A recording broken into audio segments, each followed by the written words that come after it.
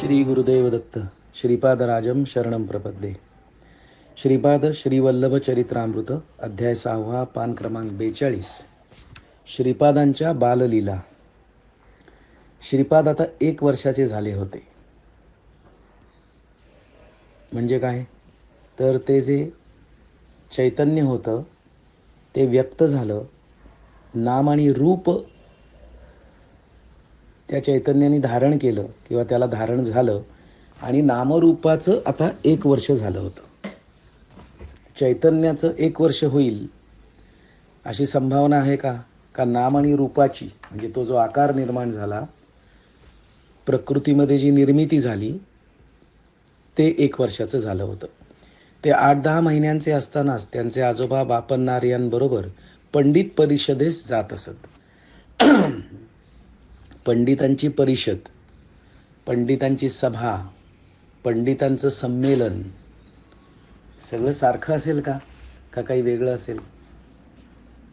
मग परिषदेमध्ये काय चालतं, सभेमध्ये काय चालतं? परिषदेमध्ये एकमताने निर्णय घेतले जातात, एकवाक्यतेने निर्णय घेतले जातात, सत्याचा शोध घेतला जातो आणि जे अंतिम सत्य हाती लागेल ते सर्व मान्य करतात. सभेमध्ये चर्चा होतात, स्पर्धा असतात का पंडितांच्या? मग तिथे काय होतं, मी श्रेष्ठ का तू श्रेष्ठ असं काहीतरी घडतं का? त्यामुळे ही पंडितांची परिषद आहे, ही सभा नाही आहे, संमेलन नाही आहे किंवा स्पर्धा नाही आहे. आजोबा आपल्या नातवाला बरोबर घेऊन जात. नरसावधानी आपल्या घरी राजगिऱ्याचे पीक काढीत. राजगिऱ्याची भाजी अत्यंत रुचकर असते. खरंच किती लोकांनी राजगिऱ्याची भाजी खाल्ली असेल, नियमित खात असतील आणि त्याचा आध्यात्मिक काही प्रगतीशी संबंध आहे का? आपण काय आहार घेतो त्याचा आणि आपल्या स्पिरिच्युअल अवेकनिंग किंवा स्पिरिच्युअल प्रोग्रेस जर शब्द वापरला तर त्याच्याशी काही संबंध आहे का? अन्न आपल्या चित्तावर परिणाम करतं का? अन्न जाणीवेच्या पातळ्यांमध्ये काही फरक करतं का? हा एक अभ्यासाचा छान विषय आहे. गावातील लोक नरसावधानींना ती भाजी देण्याची विनंती करीत, परंतु ते ती भाजी कोणालाच देत नसत. कोणाकडून काही विशेष काम करून घ्यायचे असल्यास त्याला ते ती भाजी देत व इच्छित काम करून घेत. म्हणजे मोबदला म्हणून भाजी द्यायची, दान म्हणून नाही द्यायची. म्हणजे मला काहीतरी मिळालं तरच मी देणार असं सहजपणे नाही देणार. मग आता मला हे वाक्य वाचल्यावरती माझ्या स्वतःबद्दल विचार आले, अरे मी सहज काही कोणाला देतो का? निरपेक्ष भावाने काही देतो का? का काहीतरी आत्ता मिळतंय म्हणून, पूर्वी मिळालंय म्हणून किंवा भविष्यात मिळेल म्हणून काही देतो?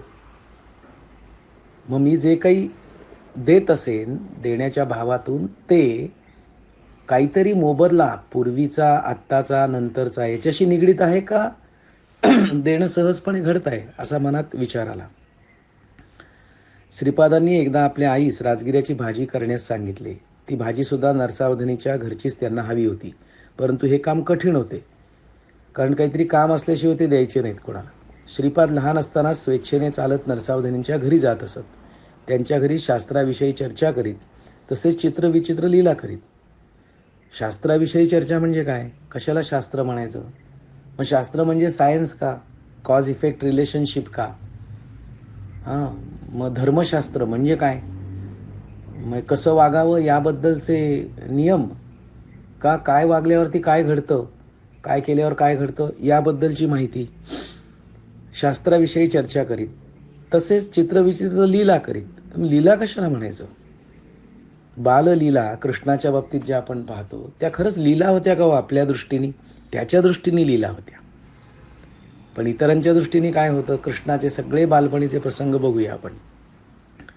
पिठिकापुरात एका महापंडिताचा मृत्यू झाला होता. त्या पंडिताचा प्रेतात्मा श्रीपादाकडून विचित्र कार्य करवून घेत आहे. त्या बालकास योग्य ते उपचार न करता बापनाचार्य व राजशर्मा हे दोघे या बालकास दत्तावतारी समजत आहेत असे नरसावधानी सर्वांना सांगत. बघा, एखाद्या बालकाकडनं काहीतरी अद्भुत जाणवत आहे, घडत आहे, तर मग त्याला ती बुद्धी आरोप कसा करते? तर ना, पंडिताचा प्रेतात्मा श्रीपादाकडून विचित्र कार्य करवून घेत आहे. मुळात ते विचित्र कार्य म्हणतायत. नाही, त्यांच्या लीला म्हणा, त्यांचे चमत्कार म्हणा, त्यांची सेवा म्हणा, समाजसेवा म्हणा, ही सरळ सरळ स्वीकारायच्या ऐवजी नरसावधानींची बुद्धी कशी चालते? तर त्या पंडिताचा प्रेतात्मा त्यांच्याकडून विचित्र कार्य करवून घेत आहे आणि त्या बालकास योग्य ते उपचार न करता हे दोघे त्याला दत्तावतारी समजत आहेत. असं नरसावधानी समजतच आहेत ना. सत्य कोणी शोधलंय का? म्हणजे ना, एखादा खूप छान बासरी वाजवत असेल आणि सहज एकाने त्याला सांगितलं, अरे किती छान हा बासरी वाजवतो ना. तो दुसरा काय म्हणतो, तो काय बासरी वाजवणार, त्याचे सगळे धंदे मला माहिती आहेत. अरे पण तो बासरी वाजवते ना चांगली, त्याचे धंदे असतील चित्रविचित्र. हां, मग तिथे शोधायचं का काहीतरी, काहीतरी निगेटिव्ह शोधायचं का? म्हणजे बुद्धी कशी चालते, बुद्धी कसे मनात विचार येत आहेत याच्यावरनं आपल्याला आपल्याबद्दलच माहिती मिळते का? गैरहजर माणसांबद्दल जास्ती माझ्या तोंडून बोलणं होतं का? आणि गैरहजर माणसांबद्दल जर मी बोलत असेन तर त्यांचे सद्गुण बोलत असतो का त्यांच्या दुर्गुणांची मी चर्चा करत असतो? याच्यावरनं त्या माणसांची नाही पण माझी मला माहिती मिळू शकते. आणि सद्गुणांचीच चर्चा करायची असेल तर त्यांच्या समोर का नाही करायची? त्यांच्या समोर का नाही करायची? आणि समोर तर करता येत नसेल तर मागे तर नक्की करता येईल. इथे ना मला माझा टाईप समजायला मदत होते. माझी मन, बुद्धी, शरीर ह्या सगळ्याची रचना कशी आहे, कॉन्स्टिट्यूशन कसं आहे, प्रोग्रॅमिंग कसं आहे, हे माझं मला कळतं.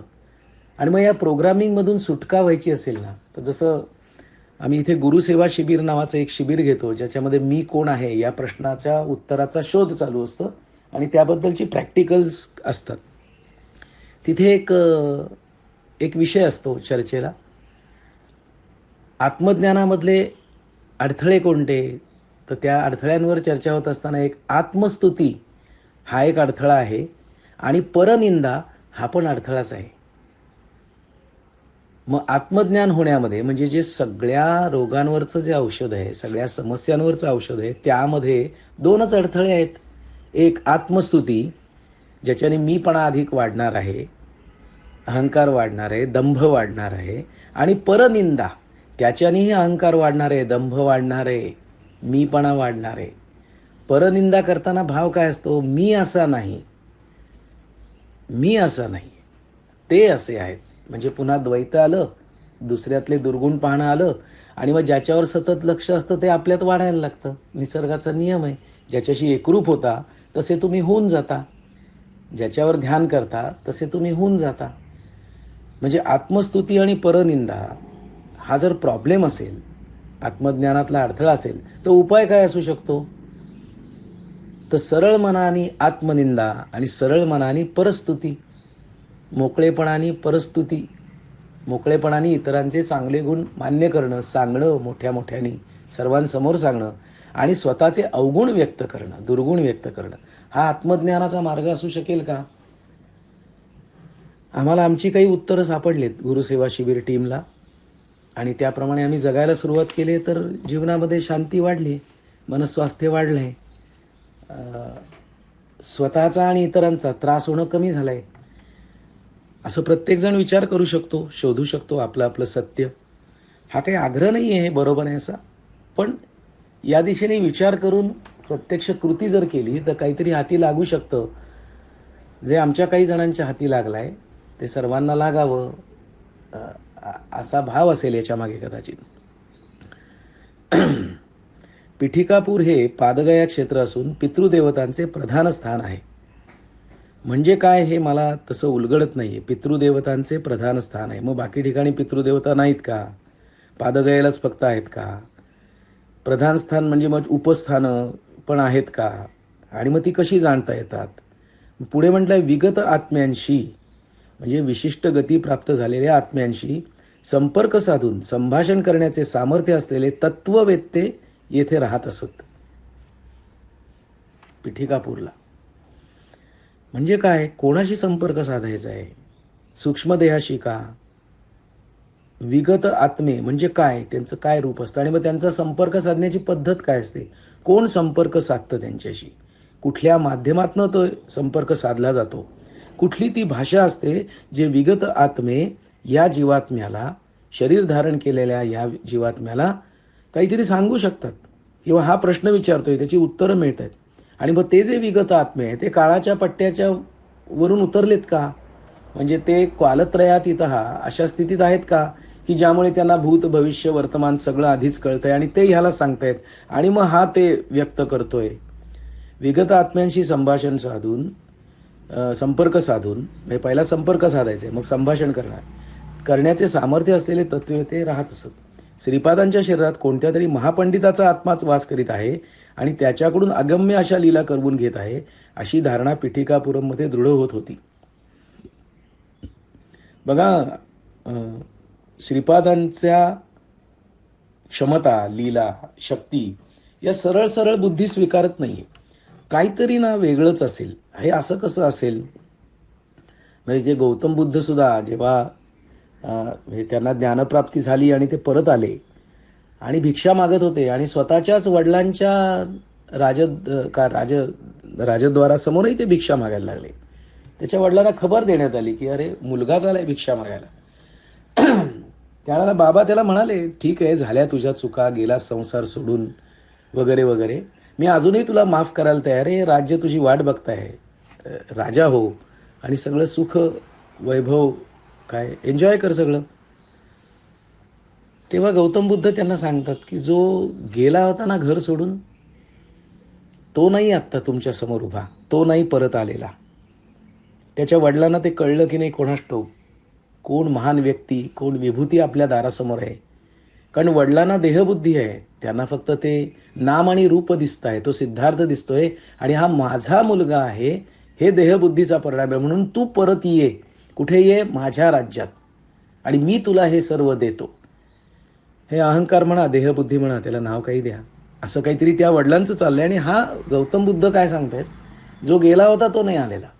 म्हणजे आपल्याच मुलामधला हा बदल, आपल्याच मुलाचं हे सामर्थ्य सगळ्या जगाला प्रकाश देण्याचं वडिलांना नाही दिसत आहे. कशाने अंध झालेत ते? आत्म अज्ञानामुळे घडलाय का हे? मग मुलगा आत्मज्ञानी आणि वडील आत्म अज्ञानी, मग या दोघांमध्ये संभाषण संभवतं का? कम्युनिकेशन होऊ शकतं का? दोघंही वेगळ्या जाणीवांच्या पातळ्यांवर असताना संभाषण होणार कसं? आणि जर दोघांच्या पातळ्या सारख्या असतील तर संभाषणाची गरज काय राहते? असा आपण वेगवेगळा विचार करू शकतो. आणि मग मी स्वतः कुठे आहे, कुठल्या जाणीवेत आहे? फार बोलावं लागतं का मला? फार सांगावं लागतं का माझा मुद्दा पटवून द्यायला? जर मलाच पटलं नसेल तर मी जास्ती बोलतो का? असं काही असू शकेल का? कारण एकदा जर कळलं, समजलं, तर सांगण्यासारखं उरतं काय? बोलणं थांबतं आणि नैसर्गिक मौन, नैसर्गिक शांतता अवतरते आणि ती आपल्याला श्रीपाद श्रीवल्लभ या तत्वाशी सहज जोडू शकते. तेव्हा हे आंतरिक शांतता सर्वांना लाभो यासाठी सद्गुरुचरणी प्रार्थना. श्री गुरुदेव दत्त. श्रीपादराजं शरणं प्रपद्ये.